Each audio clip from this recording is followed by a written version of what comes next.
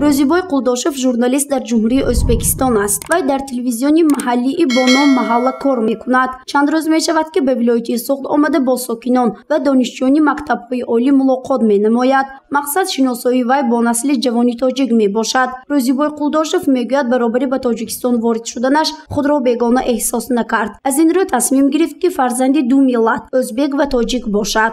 Kelgan safar taassurotlarimizni birinchi kundan boshlab Facebookda to'g'ridan-to'g'ri jonli muloqot qildik va شروع از روز اولی سفر در فیسبوک طریق پخش زنده اعلان نمودیم که گروه ایجادی به تاجیکستان میرویم. آن از سرحد نیز گذشتیم. هنگام عبور سرحد مشکلی وجود ندارد. ما را خوب پذیرفتند. ما یک گروه ایجادکاران همیشه برای صلح و مناسبت دوستانه این دو ملت مقاله و گزارش‌ها آماده میکنیم تا این ابدی باقی ماند. تاجیکان عجیب دولتی مهمان نواز میباشند. یک قصه را نقل میکنم. وقتی در مهمانخانه بودیم یک دهقان گیلاس به ما آورد که آن را نو از درخت کنده است. عجیبی کار در آن می باشد. گیلاس را با شاخ درخت کندند که برای ایجادکاران ذوق دیگر می بخشد. پس چگونه خود را فرزند این کشور اعلان نکنم؟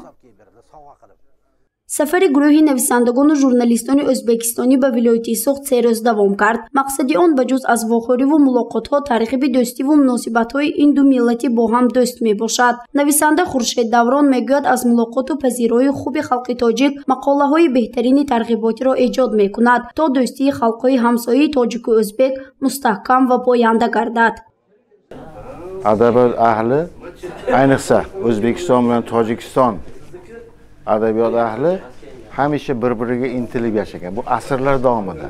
ما اهل ادب کشوری ازبکستان و تاجیکستان در پیش هم با هم دیگر مناسبتی خوب داریم. نویسندگان این کشورها از زمان پیش با دو زبان ایجاد می‌کردند، شعر می‌نوشتند. اگر به تاریخ ادبیات نگرید، شعرهای عبدالرحمن جومی و علی شیر نوایی تصدیق این گفته هاست. این عنعنه‌ها را ما ادامه می‌دهیم و با همین مقصد به خوجند باستان تشریف آوردیم. سفر ما خیلی جالب می‌گذرد. سحر در ساحل دریای سیر شعر ایجاد کردم.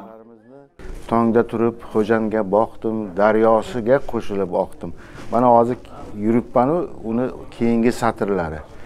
Oqdim, oqaverdim, tingladim uzoq Kamol Xo'jandiyning sog'inchli ohini. Haqiqatan Kamol Xo'jandiyni o'sha she'rlari uzoq yurtidan uzoq Samarqandda yashadi, Xorazmda yashadi, Toshkentda yashadi. Undan keyin o'sha Eron, Tabrizlarda yashadi, lekin faqat sog'inch bilan yashadi. Mana o'zini ona shahri Xo'jandni sog'inib yashadi. Mana shu گروه کاری ژورنالیستان ازبکستانی در دایره سفر با کارمندان وسایط اخبار عامه ولایت سوخت ملاقات نموده برد و باخت ساحه را مورد تحلیل قرار دادند. گفته شد که برابری دیگر ساختارها وسایط اخبار عامه بخش فرهنگ و مدنیت نیز پیش رفته است. ابراز می‌دارند مهمانان. mana shu vatanga, mana shu diyor ki bu diyor hammamizniki, barchamizniki. mana shu aziz bir makonga xush kelibsizlar. این وطن این دیار از آن همه ماست، از آن ما و از آن شماست. به مکان ادبی ولایت سوخت خوش آمدید. تشریف شما باعث بلندروحی ما گردید.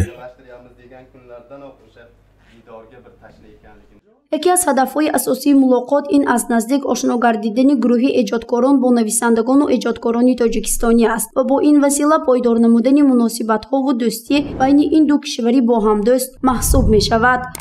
گزارش فرزانه شمسی و نسیم رحیمов برای برنامه اطلاعاتی خبر.